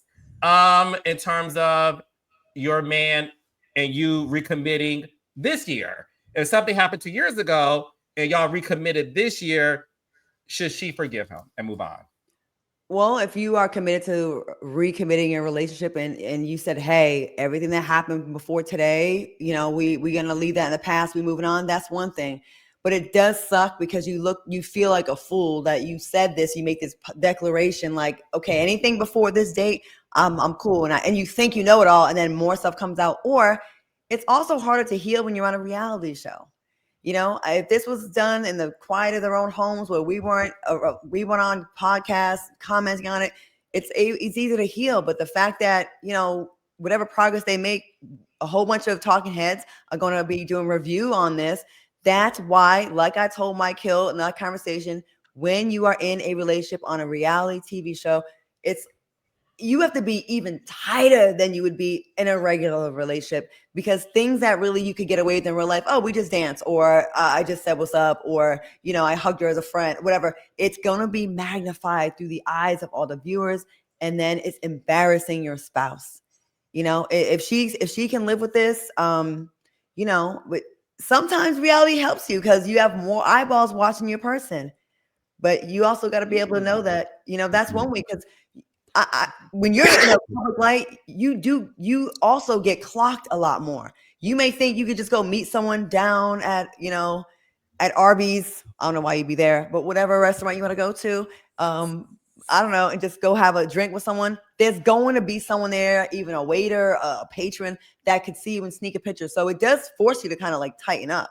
So just, I don't know, because it's also humiliating. You know what I mean? And they already had a history of this.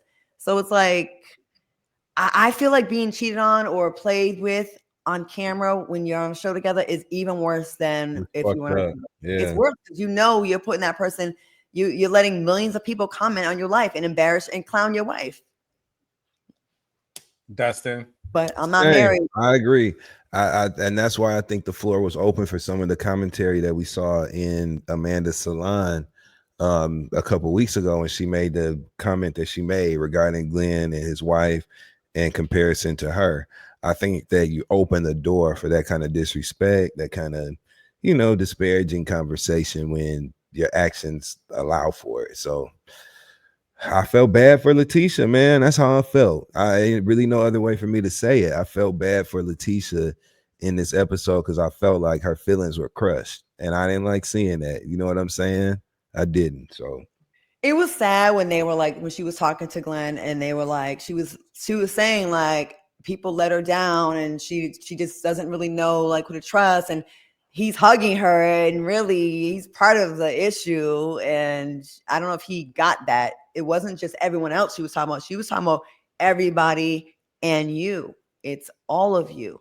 And it sucks to feel that way about, damn, like I want my people to fight for me. I want my people to protect me.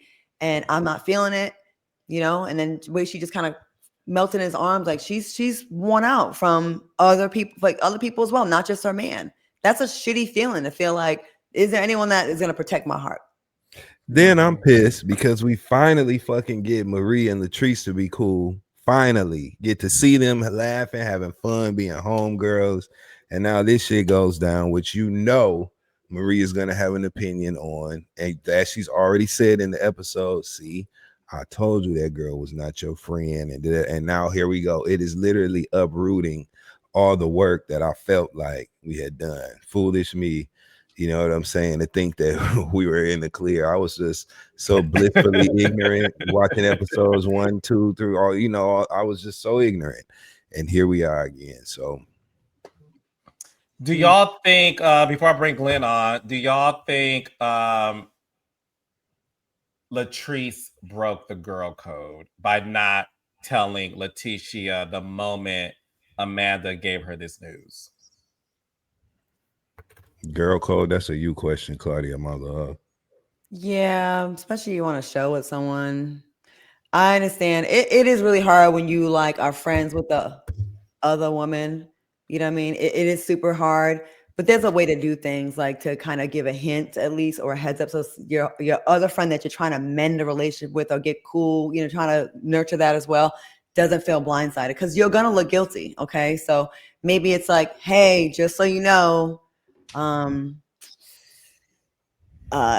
yeah, I've been hearing stuff, just say something. Like, nobody, the worst part of being cheated on or stuff happening behind your back, I'm not saying he cheated, but the worst thing is the blindside thing, and other people knowing, and you, like, you feel like such a fool, like, I'm like, tell me everything. If you just see someone just talking, my man talking to someone, tell me, let me do what I want with that information. You know what I mean? But don't like know stuff and not say anything. And I know men hate that, but it's a shitty feeling. Y'all know when y'all hear you got cheated on, or your person you love is like kind of doing something maybe a little inappropriate. That feeling you get in your stomach, like it feels like your heart is in your stomach. That is a horrible feeling. So, I mean, yeah, it's tough when you're friends with both people and you're closer to one, but I don't know. I'd rather be able to have a clean conscience and like, it ain't on me. You know what I mean? Don't cheat around me, or don't be a side chick around me. I'm telling. Well, the thing is, what Latrice is saying is that, look, my girl is Amanda. I've known Amanda since the school days, and she pretty much said that, look, Lateshia knows her man, and she's gonna stay with him anyway. That's pretty much what she was, saying. Like, she's gonna stay with them. So me telling her beforehand is not going to do much, because she feels like she's going to stay with him anyway. That's lazy. That's lazy. Wrong answer too, because it makes us feel exactly how we don't want to feel in this. What could have been said was, you know what? I've been really working on my relationship with Lateshia. Me and Amanda have been friends for many, many years. I'm a woman. I'm a wife. I know how it feels. I don't want to embarrass her. I'm going to say something to her just to let her know and give her the opportunity to figure it out. Don't start making them excuses and shit, man. That's what we don't want to see. So, because it makes you question people's real intentions, So, yeah, when they be like, well, they try to like justify, well, she's gonna not leave anyways, or he's for the streets, or what. That's not for you to decide. That's not your place. It's not. Yeah. It's not. Yeah. It's unfortunate. See, I'm telling y'all, being single and not like making any, I don't love none of these hoes right now, right?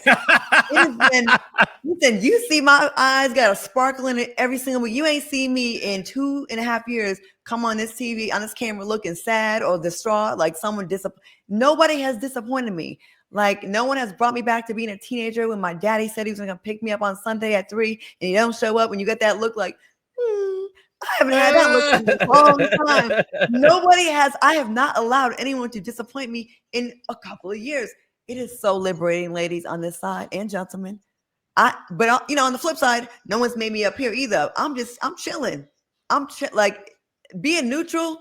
Listen, yes, I haven't had an orgasm. Well, in in a while, consistently, but like I'm good. You had one 2 weeks ago, Claudia. Stop playing. Why are you talking my business? Oh, I'm sorry. I thought you told the Laurel that already. My bad. Oops. It didn't count. I hope them glass doors are quit. Mhm. Wait, it's KJ over there. Yes. Is it? KJ. Oh Lord Jesus. Maybe not. Maybe not. He left. He left. Well, no, I mean, look. He's just my friend anyway. He's just my friend. If a girl he's messing with is watching, he's just my friend. It's my homie. Mm-hmm. Yeah. Well, we have not had sex since February of 2022. Not. It's true. I'm not lying. Dustin, get your Aries sister, please. Just the same. We are pleasant. We are kind menaces. Mm-hmm. Mm-hmm. Yin and yang over here. Yeah, she not fucking. I'm fucking. We just we balance each other out. And then we're gonna switch up where I'm gonna be fucking. Yeah. I'm still gonna be. We balance. You know what I'm saying? Ebbs and flows and hoes. You know what I'm saying? Yeah. So look, what we will see in next week's episode is the Bells go on a trip, and that is started by Carrie Paul. They go to the Gulf Coast where they get to be able to be, in her jurisdiction, and then you will see Latrice and Lateshia come face to face with what's going on. So Raindrops, let me know in the comments, whose side are you on? Are you on Latrice side, Lateshia side, Glenn side, or Amanda side? Carrie side or Whitley side. I'm so tired of her making them Whitley Gilbert references. We get it. You've been told that you look like Whitley Gilbert over the years, and it's something that you have attached yourself to, and you wanted to bring it into the television landscape. We heard it the first time you said it. We heard it the second time you said it. We heard it the third time you made the reference. We don't need to hear no more Whitley Gilbert references from Carrie. No. Do y'all ever have a friend that like was told they look like a celebrity and they like wear it out? Oh and my God. Come on. The worst in the world. Like, God damn, you look like you, Angel, but you look like you. You know what I'm saying? Not Angel catching another stray. Claudia. Yeah, Claudia, try. Go, Claudia. Oh wait, sorry, this is mean, but we gotta pull the face back a little bit. Oh, what are you doing? Now you got me being a mean girl. I need a drink. You are. Please. Oh my God, Claudia. Listen, I'm doing it. I have this here because I'm doing it. It's gonna be Dr. Truesdale in Beverly Hills. He specializes on Black women. I'm saying it. I'm gonna get ahead of the story. When you see me with the 14-year-old face, it ain't a filter. It's See, gonna be I'm getting it. That's and I'm gonna tell y'all, yes, I need 2 weeks off to heal. Mm-hmm. Well, look, we have the man of the hour. Claudia, I know you have to run off really quickly. So, Dustin, I'm going to have Claudia ask the first questions. No problem. When it comes to our special guest. And when Claudia has to hop off, we'll still be on. But here is the man of the conversation. Raindrops, give it up for the one, the only Glendale Pearson. How you guys doing? What's up, Trouble? Hey, my nickname should be Ant. Always in trouble. Always in trouble. Do you feel like that? Do you feel like you're always in trouble, Glenn? I really do. And I get it. My wife and I, we came onto this show with the intentions of being able to show people how to navigate through tough times. When you are in a 30+ relationship with someone, you're going to go through different stages of life with each other. And we all know women mature way quicker than me. I'm gonna just be the first to say that. But Glenn, how old are you now? Oh, hey, look, that's not a topic of the conversation, but I have no problem Yes, saying it is. You brought it up. I'm 40. I'm 45 years old. I'm 45. You young. Yeah. Okay, you Yeah, young. I'm 45. And we came on here with our real life, the truth. And when you do that and you're the clout, people are gonna come for you. People are gonna recognize your truth, your vulnerability, to make themselves look good. But one thing I learned, you will never prosper off someone's pain for your self-gain. That it just won't happen. So here I am in the hot seat again. But I'm used to being in the hot seat over something that I've done. And Carlos I'm sure he can attest to this. I have stood in everything I've done since season 1. So 10 toes. that's a good characters to have on reality shows. So I'm gonna ask you this. Your answer kind of implied it's other people kind of like, preying on your downfall, and you're kind of like the victim in this. Like it's other people coming for y'all, right? Do you think Absolutely. what do you feel like you've done to contribute to this? Like, or if the answer is nothing, it's nothing. But do you think like, I could have done this better, I should have done that? Is there anything that you could say to the With this particular situation or prior? Let's stick with this one. Okay, with this one, no, I'm totally innocent. Totally. Totally innocent. I do take accountability of treating people the way I would like to be treated. So my personality, it may confuse people. You see what I'm saying? I'm always smiling. I try to stay upbeat. I'm a positive person. You see what I'm saying? And with that I learned in this business that can mean something totally different to someone else. If you get what I'm saying. If it was anything there, it would be no messages in my phone. They would be deleted. Let's just be serious. Every message is still there. It was nothing to hide. It was good intentions on my behalf. But I'm here again. I'm right here again. It's becoming too familiar at this point. Okay. So my man Glenn, or I ain't gonna say Glendale. I feel like they only say your full first name when they feel like you done fucked up. You know what I'm saying? I just want to say Glenn. I'm glad you said that. Okay, That bro. Glendale stuff is over with. It's over with. I'm reintroducing myself as G, but you can go ahead with Glenn. That's what's up. G cool with me. I'm D. What's up, G? Shit. What's up, D? So there you go, bro. So this your opportunity, right? Because a lot of people have accused you of talking in circles, man, or like speaking to things other than what the real issue is, right? So with this situation with the new cast member Amanda that we've seen previously on the show, but we were introduced to for the first time this season, right? She's making some very real allegations that you have betrayed the integrity of your marriage to Lateshia by some sort of communication with her. You said that y'all danced. Like, if you could just lay it out as clear as just water, you know what I'm saying? What is the accusation and what are you saying you did not do when it comes to Amanda? Just so you can clear your name, bro. You know what I'm saying? First of all, D, when I said we danced, it's no different than me dancing with my homeboys. Like she was the homie, she was with the guys. We jamming off little Boosie set it off. We not slow jamming. You know what I'm saying? So that's what I'm saying. So people can take that and twist that around. We got our bottle and we set it off in the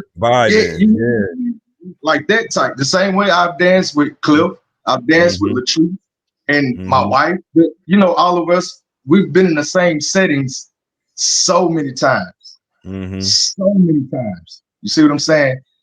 To me, this was nothing more than an audition. It was an attack on my marriage. I feel like I was targeted.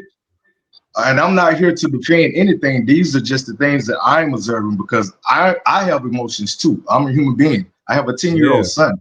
Yeah. You see what I'm saying? I'm the only Pearson that's in the household with his family.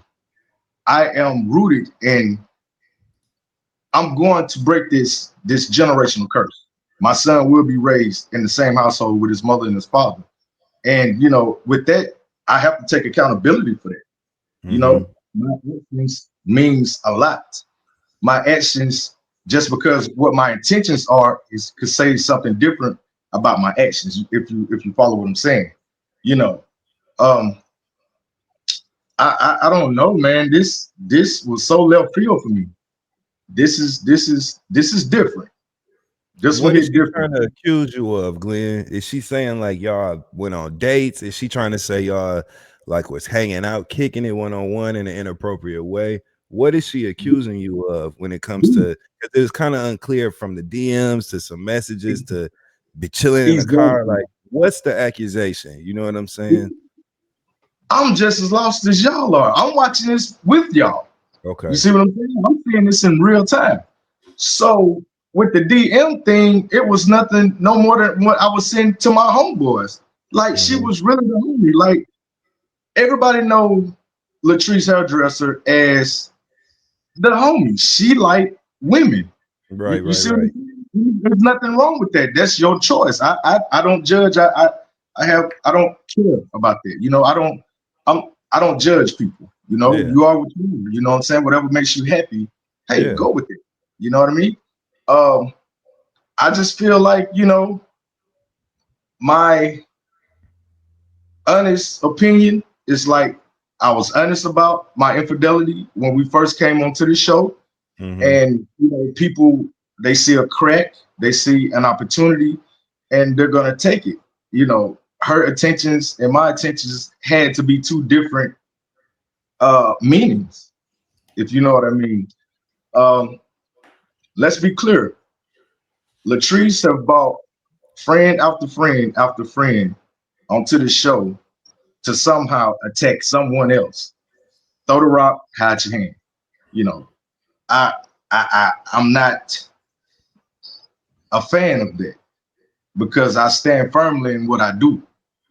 You see what I'm Mm-hmm. saying? Now, if I'm guilty, hey, I'd have been the first one on here like, man, listen, Mhm. me and Tisha, we wasn't together. We were Mm-hmm. separated. We was going through our little spit. I shot at her, man, but after I came to my senses, I didn't do anything. It's none of that.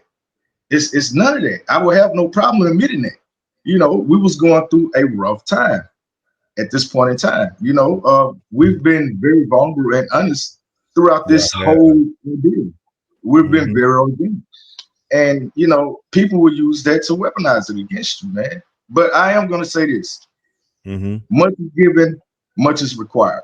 And to me, this is me paying my contributions to the requirements. You know, I wake up every day, I pray for my family. Before I go to bed, I pray for my family. We pray together. You know, man, I am really on a journey that's really important to me. Nobody else. I mean, this show is getting bigger and bigger and bigger. Every state that I go to, I'm recognized. You Mm-hmm. see what I'm saying? And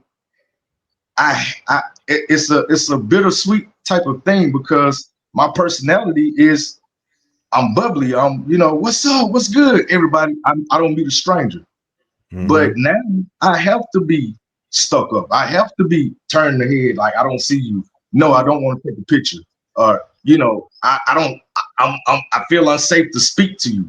I don't smile as much no more. So I feel like I can't even really be me because of my past. It have an ED on it for a reason. Um, I have to run, but I want to ask you two questions real quick.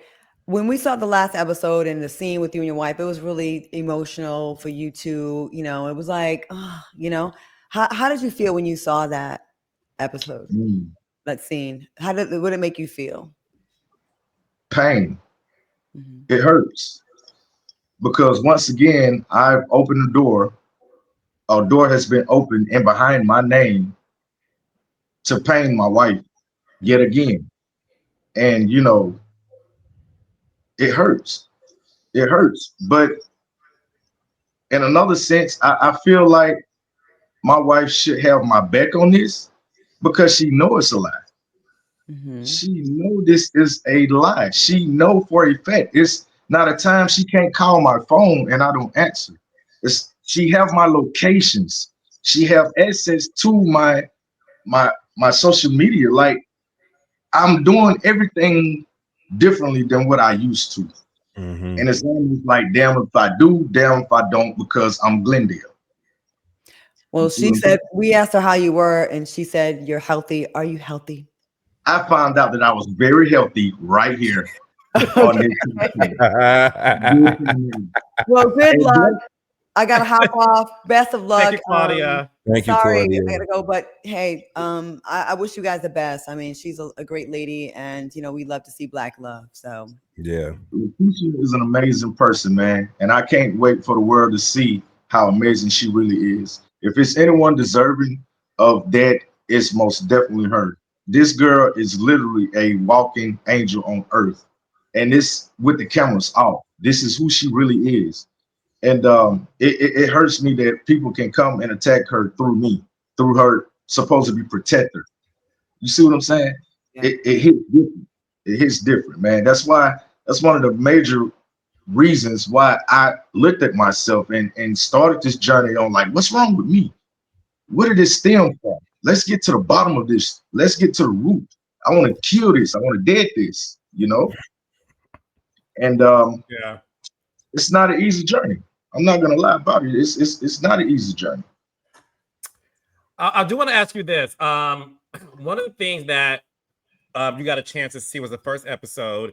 You saw when Amanda showed Tambra and Latrice these DMs when she said you're her type. She likes them black. She likes them a little bit ugly, and all of Yeah. those things.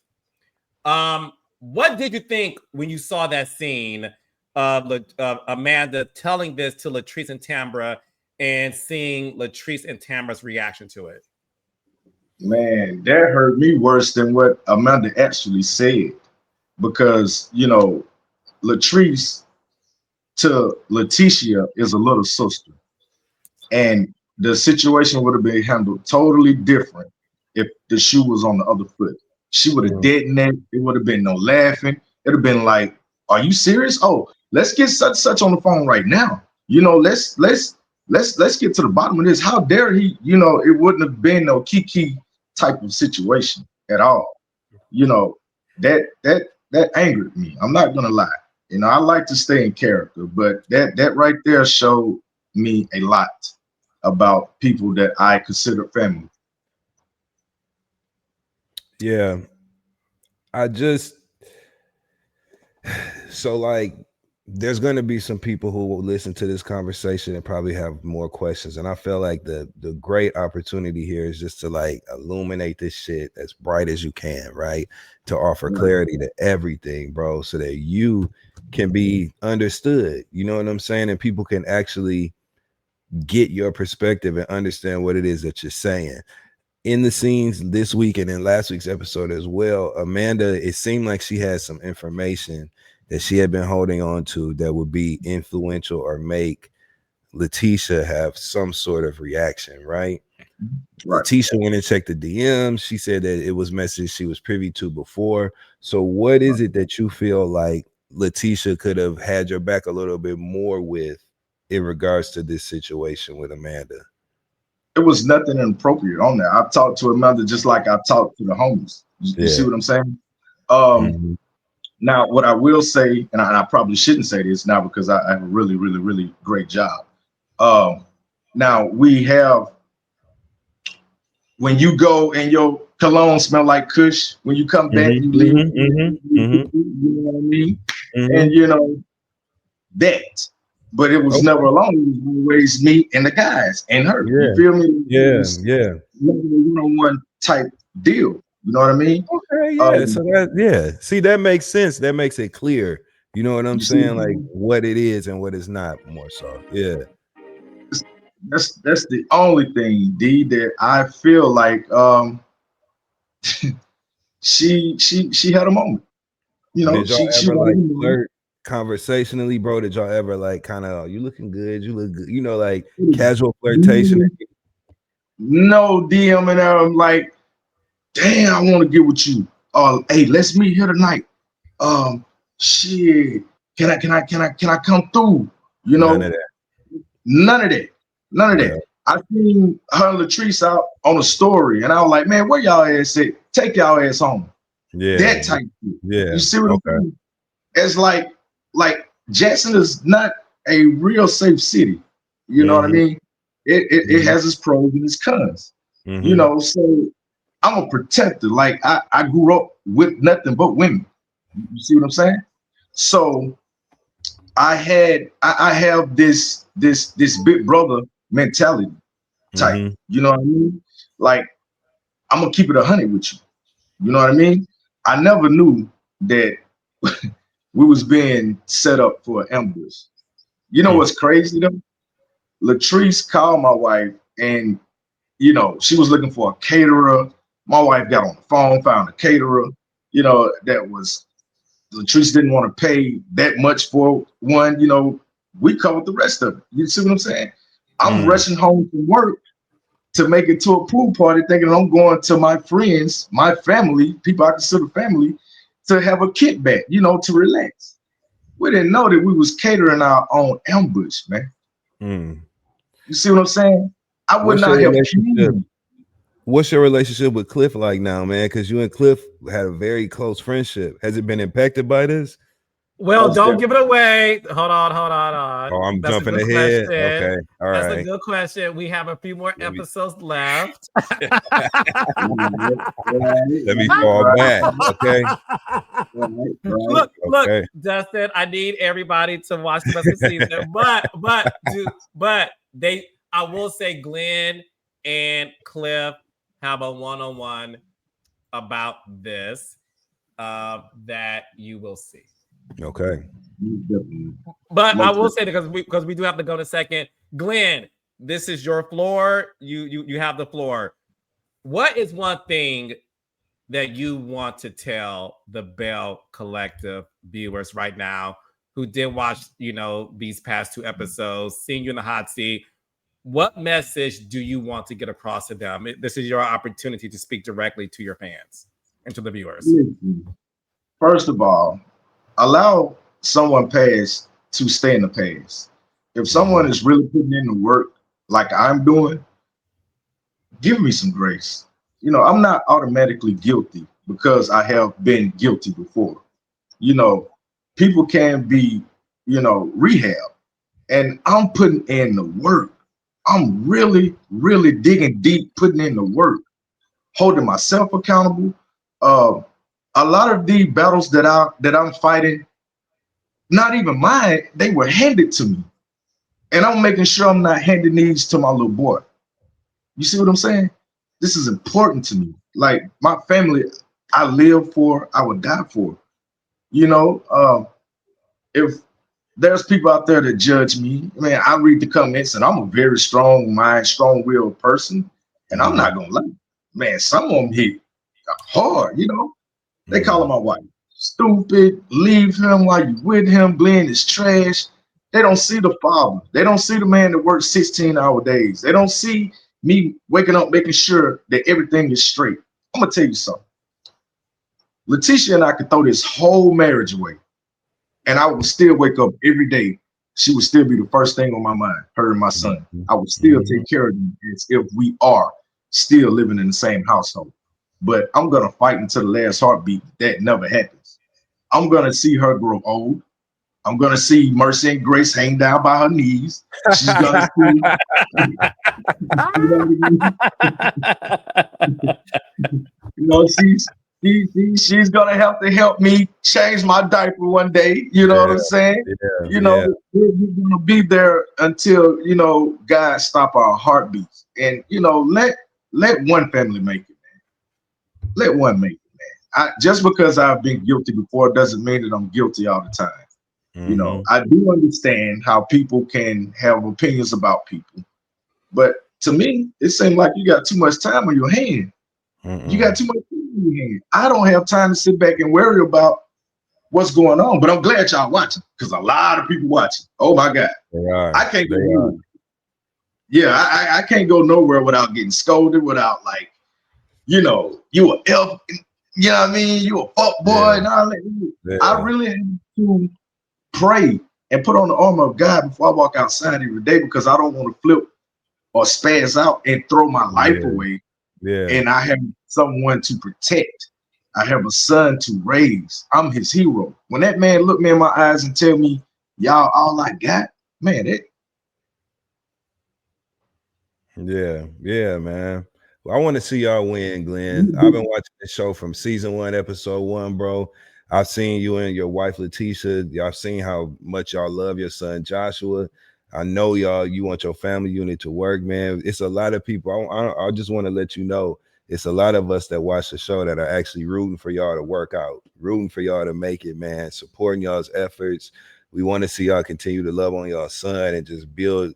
Look, Lateshia Pearson Enterprises, everything else, you know what I'm saying? We want to see all of that thrive, man. So just try not to get discouraged in the commentary. And that's what makes conversational spaces like this so dope. Cause like Carlos just illuminated, this is your opportunity to just have the floor, set the record straight, let people know so that you won't be misunderstood in that way or judged for some very personal matters in your past. You know what I'm saying?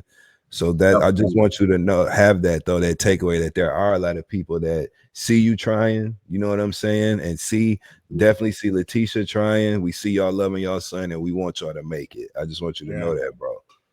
I appreciate that. And this is something positive that I've gotten from this. Now I just remember I didn't start this, right? I didn't start this. I want a timber season. I want a timber season. You know what I mean? I want to be able to come in and it's rainbows and Skittles today, every day, and just yay, you know. But unfortunately, I don't have that opportunity. But just remember, I don't owe no loyalty to nobody other than my wife, my family, and the integrity of this show. Carlos King, I will forever be grateful for you for shining opportunity amongst Black families that's trying, showing the success of business women, you know, Black women that's out here doing a thing. I really wish that, you know, the Bells would get their shit together instead of focusing on bullshit and drama because they heroes to so many little girls, man. Women are winning. They're winning. Strong Black women are finally leading this race, this turning point that could change America, that could change the world. You see what I'm saying? It's too many other things that could be talked about other than Glendale. Mhm, mhm. Other than Glendale, it's penis. You know what I'm saying? It's way more that can be talked about. You know, my wife know where I am at all times. I come home every night when I'm not on the road. You see what I'm saying? When she called me tonight, we'll be FaceTiming. I will be in that bed missing my wife. You know what I mean? Wishing that she was there with me. Her and Joshua comes up and visit me. Wifey pops up. And I love that. You see what I'm saying? Well, they don't show that part of Glendale. They don't show that part of me. And that's okay because God sees and knows everything. And one more thing before I go. It's a lot of things going on with the Rogers on social media that they could be worried about other than me. And I'm gonna leave it at that because I've always said, Carlos, and you can agree that I'm not gonna play with a man's family nor his money. You see what I'm saying? No matter what. So I'm not going to turn into what I've been through. I'm not gonna, you know, put that on no one else. But it's plenty story for them to share if people will give their real lives. You see what I'm saying? We've been giving our real life since day one, and we will continue to do that as long as Carlos give us this platform. You know, that's just what it is. Well, you know, I love you guys. I appreciate you so much, Glendale. You and Lateshia. You know, look, we are definitely rooting for you guys to make it. And Raindrops, look, Belle Collective. You have to watch to see how the rest of the season goes. Every Friday, 8 o'clock, 7 Central on the Oprah Winfrey Network. Gizelle, thank you. Dustin, Thank thank you, you. brother. And I Thank will you, see you brother. guys next week. All right, love.